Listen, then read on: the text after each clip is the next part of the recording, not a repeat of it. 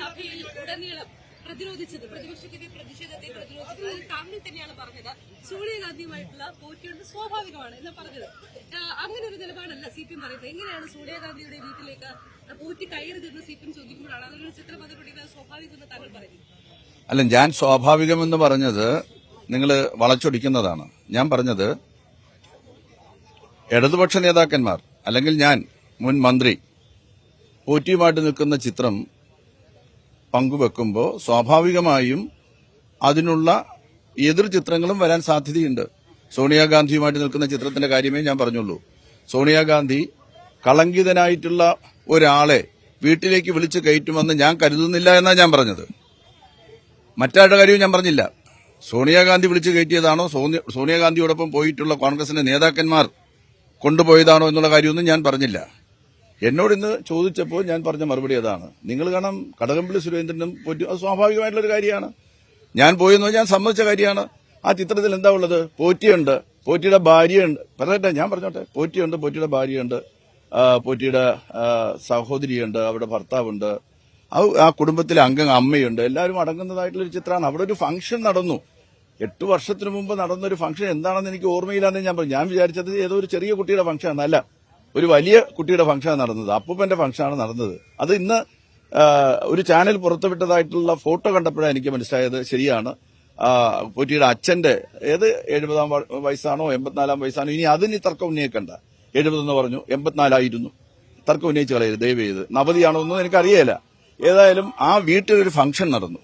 ആ ഫംഗ്ഷനിൽ പങ്കെടുക്കാനായിട്ട് അന്നത്തെ പോറ്റി എന്നെ ക്ഷണിക്കുകയാണ്. ഞാൻ അടിവരയിട്ട് പറയാണ്, അന്നത്തെ പോറ്റി എന്നെ ക്ഷണിക്കുകയാണ്. ഞാൻ നിങ്ങളോട് പല പ്രാവശ്യം പറഞ്ഞിട്ടുണ്ട്, ഈ 2025 ഇതുമായി ബന്ധപ്പെട്ടിട്ടുള്ള വാർത്തകൾ പുറത്തു വരുന്നതുവരെ ഈ പോറ്റിയെ സംബന്ധിച്ച് ഒരു ശരിയായിട്ടുള്ള ഡിവോട്ടി എന്ന നിലയിലല്ലാതെ എനിക്ക് ഒരു തരത്തിലും അയാളെ പരിചയമില്ല, അയാളെ കാണാൻ കഴിഞ്ഞിട്ടില്ല. ഞാൻ കണ്ടിട്ടുള്ള ധാരാളം പ്രാവശ്യം കണ്ടിട്ടുണ്ട്.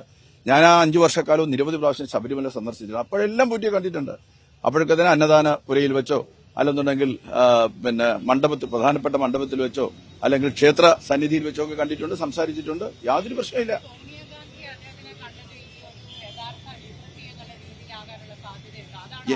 അല്ല, എനിക്ക് ഞാൻ പറഞ്ഞത് സോണിയാഗാന്ധിയെ പോലൊരു വ്യക്തിത്വം കളങ്കിതനായിട്ടുള്ള ഒരാളെ തന്റെ വീട്ടിൽ വിളിച്ച് കയറ്റുകയില്ല, അറിഞ്ഞുകൊണ്ട് കയറ്റുകയില്ല എന്നാ ഞാൻ പറഞ്ഞോട്ടെ.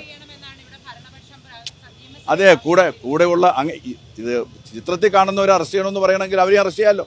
അങ്ങനെ പറയുന്നതിൽ എന്താ കുഴപ്പം?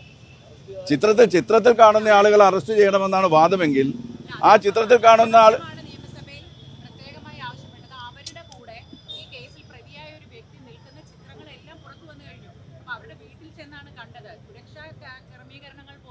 കടന്നുകൊണ്ട് അവരുടെ വീട്ടിലേക്ക് ഒരാൾ കടന്നു ചെല്ലുകയും ആ രീതിയിലുള്ള ചിത്രം പുറത്തു വന്നുകൊണ്ട് അവരെ അറസ്റ്റ് ചെയ്യണമെന്നുള്ള ആവശ്യം കേരള നിയമസഭയിലാണ് ഉയർന്നത്.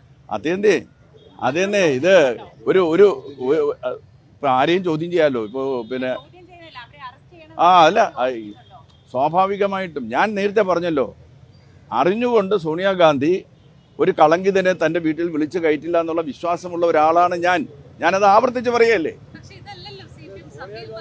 ഞാൻ എന്നോട് ചോദിച്ചുള്ള മറുപടിയാണ് ഞാൻ പറഞ്ഞത്. ഞാൻ ഇപ്പോഴും കരുതുന്നത് അങ്ങനെയാണ്. കൂടെ നിൽക്കുന്ന ആളുകളെ കുറിച്ച് ഞാനൊന്നും പറഞ്ഞില്ലല്ലോ. കൂടെ ആര് നിൽപ്പുണ്ട്? അടൂർ പ്രകാശ് നിൽപ്പുണ്ട്, പിന്നെ ബെന്നി ബെഹനാൻ അല്ലേ, ആന്റണി നിൽക്കുന്നുണ്ട്, പിന്നെ സ്വർണം കട്ടു എന്ന് പറയുന്ന ആൾ നിൽക്കുന്നുണ്ട്, സ്വർണം വാങ്ങിയെന്ന് പറയുന്ന ആളുകൾ നിൽക്കുന്നുണ്ട്. അതിനെക്കുറിച്ചൊന്നും ഞാൻ പറഞ്ഞില്ല. ഞാൻ ആകെ പറഞ്ഞത് സോണിയാഗാന്ധിയെ പോലുള്ള ഒരു വലിയ രാഷ്ട്രീയ നേതാവ് കളങ്കിതനായെന്ന് അറിഞ്ഞുകൊണ്ടൊരു വ്യക്തിയെ വീട്ടിൽ വിളിച്ച് കയറ്റത്തില്ല. എന്റെ കാര്യത്തിൽ അത് തന്നെയാണ് ഞാൻ പറഞ്ഞത്. ഞാൻ പറഞ്ഞില്ലേ, ഞാൻ പറഞ്ഞല്ലോ, ഞാൻ പറഞ്ഞ കാര്യം ഉണ്ടല്ലോ. ഇങ്ങനെ സ്വാഭാവികമായിട്ടും വരുന്ന കാര്യങ്ങളല്ലേ പറഞ്ഞത്. നിങ്ങള്